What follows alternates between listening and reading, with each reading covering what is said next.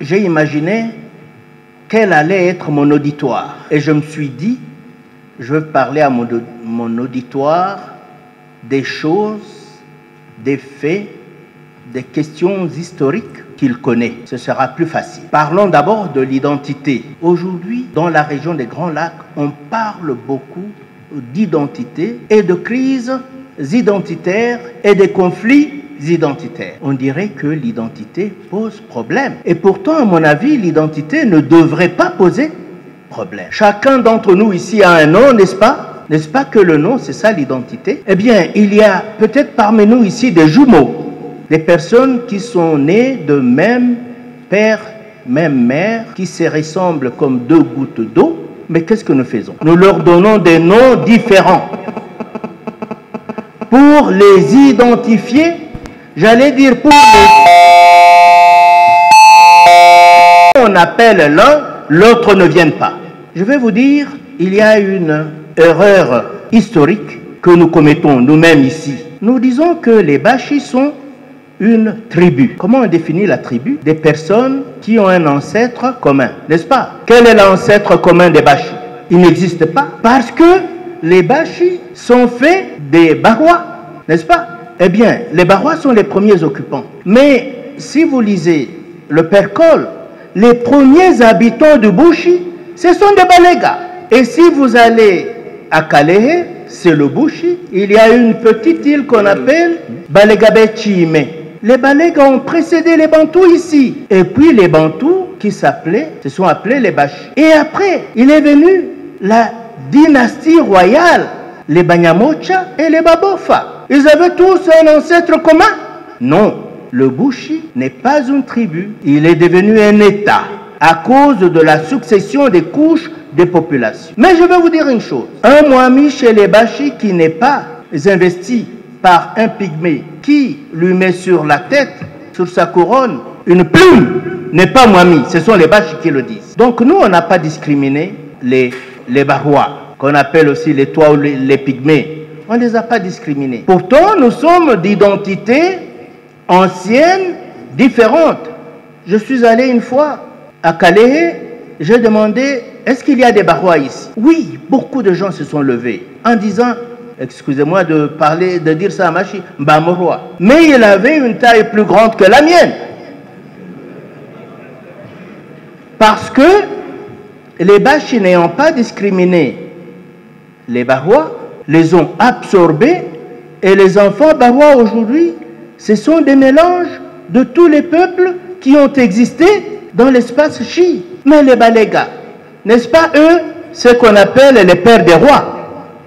Chinia Mwami, Chinia Bam, n'est-ce pas? Et vous savez comment on devenait Mouchi dans le temps de nos ancêtres? Oshige Mwami, devenir sujet du roi, quel que soit l'endroit d'où vous venez. C'est pour vous dire que l'identité, telle qu'on la voit souvent, est une fausse manière. Chacun a une identité. Les clans des Bachis, personne n'en parle aujourd'hui. Si vous demandez à la plupart des Bachis ici quel est votre clan, beaucoup vont dire qu'ils ne savent pas. Parce qu'une structure étatique est née et a tué toute référence au clan. La seule référence dans le Bushi traditionnel, ancestral, c'est le Mwami. Tout le monde est sujet du Mwami. Et celui qui n'est pas sujet du Mwami, alors qu'il aille chercher où vivre. Même les Banyarwanda, quand ils passaient la frontière, ou bien quand ils étaient faits prisonniers, parce que ça arrive, ça arrivait. On a eu plus ou moins de grandes guerres entre eux et nous. On n'en a pas eu beaucoup, on vous trompe souvent. La grande guerre 1450 à 1500, les Bachis heureusement l'ont remporté, a fait que le Bushi a connu 3 siècles et demi de paix avec le Rwanda, jusqu'à tout récemment, peu avant la venue du colon belge, quand Rwabugiri a voulu venger le déshonneur de ses ancêtres.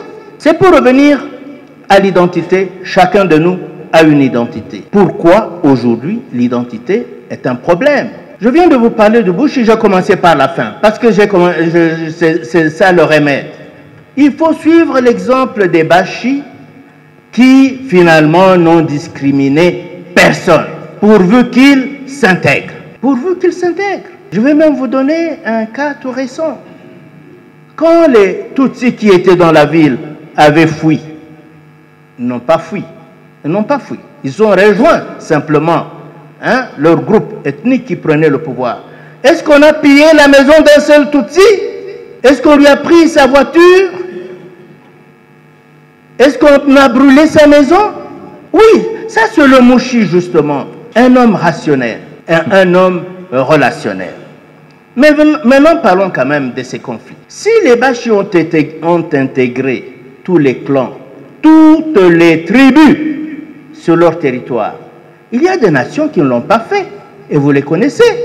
Il y a des nations qui se battent à l'intérieur d'elles-mêmes, et c'est leur conflit qu'ils exportent chez nous. Il y a des groupes, j'allais dire ethniques ou raciales, qui refusent l'intégration et qui, comme l'a dit quelqu'un, sont au Kivu uniquement pour les intérêts économiques, mais aussi les intérêts hégémoniques, la domination. Et qui donc ne s'intégrant pas dans la société dans laquelle ils entrent, pose problème. On ne sait pas s'ils sont frères ou s'ils ne le sont pas. Je suis sûr que nous aimerions qu'ils soient frères à nous. Pourquoi? Parce que pendant des années, ils ont étudié dans nos écoles. Ils ont eu les bourses de notre gouvernement. Et nous n'y avons trouvé aucun mal. Jusqu'au jour où on dit que la poule a couvé un serpent. C'est plutôt ça. La poule a couvé un serpent. Si ces personnes s'intégraient, il n'y aurait aucun problème. Ils passeraient d'ailleurs inaperçus. Pourquoi ils ne passent pas inaperçus? C'est parce qu'ils ont leurs intérêts. Ils refusent même de se marier à nos filles. Vous savez que si aujourd'hui, je l'ai dit, les Bahois, les Pygmées, ne sont plus visibles, c'est simplement parce que nous avons pris leurs filles et les enfants qui en essaient devenaient simplement des Bachis comme tout le monde. Il en est de même des premiers Balégas. Les Balégas étaient les propriétaires des terres du Bouchi avant l'arrivée des Bantous. Mais si vous demandez à Molega, ah oui, je connais un grand Mouchi qui a des origines légales. Et qui est le père d'une Daro des Bachis? Il est ici. Il pourrait vous le dire lui-même. Parce que les Balégas, les Tchinyabami sont des Bachis. Nous, ici, récemment, la politique que nous conduisons souvent maladroitement a enlevé les Bafouliru et les Banyintu dans l'hymne des Bachis. Alors que, à l'origine, moi j'ai chanté cet hymne quand j'étais tout petit, il y avait les Bafouliru et les Banyintu. Parce que les Banyintu sont des Bachis. Voilà pourquoi il est difficile d'avoir réellement un conflit dans l'espace chi, à part quand il est provoqué. Il est provoqué comment? La colonisation a créé un grand conflit en exilant le Mwami Kabale. Il n'est pas Kabare. Corrigez s'il vous plaît. C'est le Mwami Kabale. Ce n'est pas Kabare. C'est celui qui guidait les Blancs, qui ne savait pas dire Kabale, qui a écrit Kabare, et vous avez accepté. C'est incroyable. Incroyable. Réveillez-vous, soyez authentiques. Oui, quand on a exilé Kabale, qu'est-ce qu'on a fait? Tous les princes territoriaux sont devenus rois. C'est récent, c'est en 1936. Et ça fait souvent que, oh, moi je suis de Walungu, moi je suis de Kabare, mais avant, ça n'existait pas parce qu'il n'y avait qu'un seul Mwami. Il y a quelqu'un qui a dit, un peuple, 7 royaumes, c'est ça, hein? C'est ça. Mais c'est une fausseté. Il n'y a jamais eu cet royaume avant 1936, à l'exil de Kabalé. Je disais que j'allais vous parler et dire maintenant qu'est-ce qu'il faut. Il faut que l'exemple de Bouchi soit suivi, soit préservé d'abord et soit suivi. Le Mouchi n'est pas ségrégationniste. Je veux vous dire, je pouvais aller plus loin. La ségrégation, c'est-à-dire les crises identitaires entre agriculteurs et éleveurs, nous l'avons nous résolu. Nous sommes devenus un peuple agro-pastoral. Au début, c'était un conflit. Nous l'avons résolu. Je vous ai dit comment il n'y a pas de conflit entre les rois, les Barois et les autres, entre les Balégas et les autres. Venons-en donc à cette guerre. La guerre où le conflit est motivé par plusieurs raisons. Les raisons économiques, les raisons hégémoniques. Et aujourd'hui, nous sommes dans un conflit qu'on qualifie d'identitaire et n'est pas identitaire chez nous en réalité. Elle est identitaire en face, mais c'est un conflit pour des raisons économiques et pour des raisons hégémoniques. Il y a des peuples qui croient qu'ils doivent en diriger d'autres. Surtout quand ces peuples-là sont les suppôts de l'Occident colonisateur d'hier dans notre espace vital. Il nous faut prôner la fin des crises identitaires dans les pays voisins. Tant que ces crises identitaires existeront, à tour de rôle, ils viendront se réfugier au Congo. À tour de rôle. C'est ce qu'enseigne notre histoire. Nous avons accueilli les Tutsis ici, il y a très longtemps, à partir des problèmes qu'il y avait dans leur pays. Nous ne les avons pas discriminés. Nous les avons admis dans nos écoles, nos universités, nos villages même. Mais nous avons accueilli récemment aussi les Hutus. Et nous ne les avons pas discriminés. Mais à cause de ça, on nous a fait la guerre. Mais en réalité, ce n'est même pas à cause de ça. C'était un prétexte pour prendre nos espaces vitaux et notamment nos minerais. N'oublions pas un fait historique. Au Rwanda, 30% de la population rwandaise est chiite. Ce sont les Bashindjahavu. Et je vais vous dire que Mozihirwa était Mushinjahavu. Ce sont les Bashindjahavu. Deux provinces du Rwanda sont occupées par des Bashis d'origine, que d'ailleurs, j'étais une fois en séjour à Kigali et on passait des documentaires. Ces documentaires ont été intitulés « Les Bashis du Rwanda ». Les Bashis du Rwanda. Si vous le niez, eux ils l'affirment. Si vous l'ignorez, eux ils l'affirment. Et ces Bashis n'ont jamais demandé de rentrer ici au Congo. Et nous ne les revendiquons pas. Mais nous devons culturellement les revendiquer. Parce que ça peut devenir un élément de stabilité au Rwanda.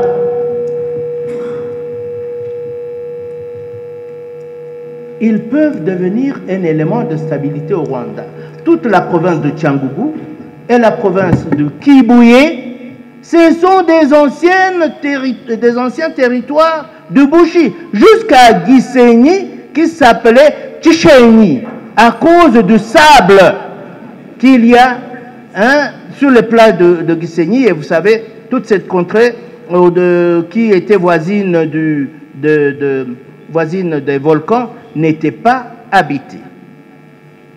Je reviens à la question minière, très rapidement, parce que c'est elle qui aujourd'hui fait qu'on parle de crise identitaire.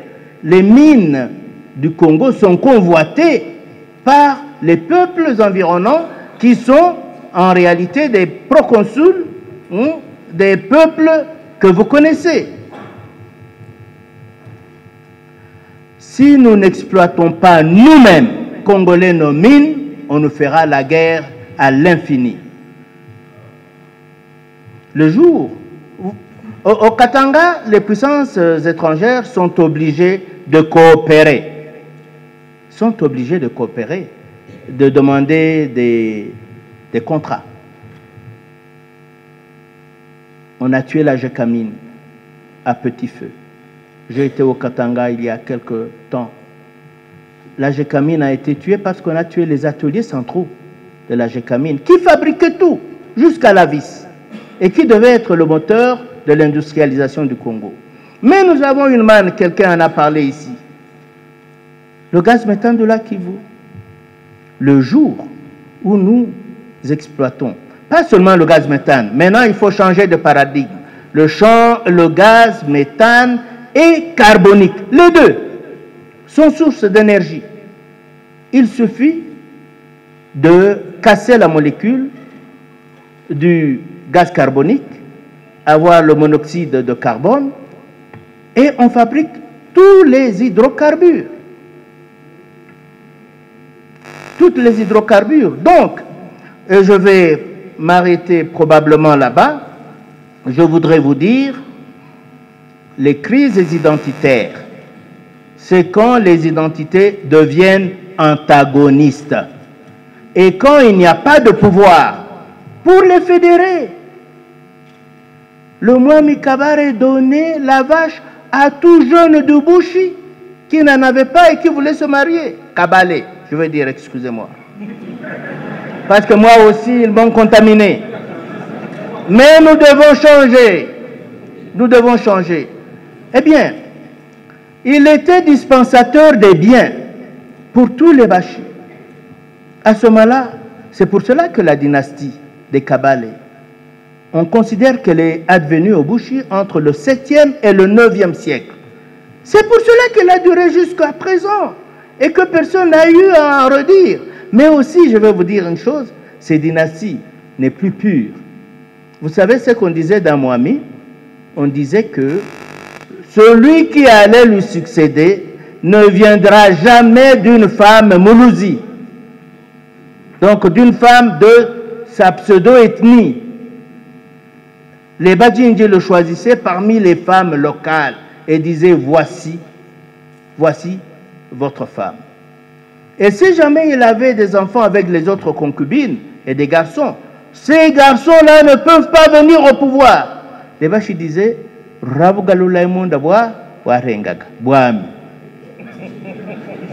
ok? C'est ce qu'ils disaient. Ça fait qu'aucun Mwami aujourd'hui n'est plus vraiment Munyamocha. Avec la succession des mères que le Mwami a eu. Vous voyez comment nous on a résolu les questions identitaires. Vous voyez? Et les Bachis disent Obuka Leboba, Omungoli, Charali, Omumuko.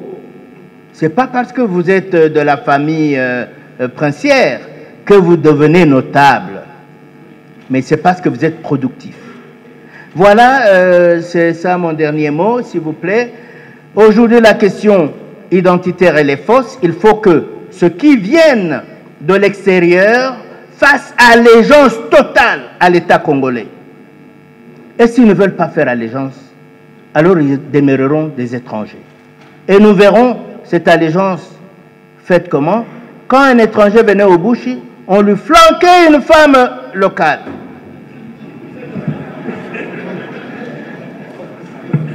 On lui flanquait une femme locale. À ce moment-là, les enfants qui naissent sont nos neveux et nos fils. Et quand il était, merci beaucoup monsieur l'abbé, et quand il était par exemple un étranger, donc un prisonnier de guerre, on lui interdisait, on lui donnait une femme, on lui interdisait de son vivant de rentrer dans son pays là, parce qu'il faut effacer ses traces. Mais chez nous, ils ont des résidences là d'où ils sont venus. Ils ne veulent pas s'intégrer. Tel est le problème. Je vous remercie.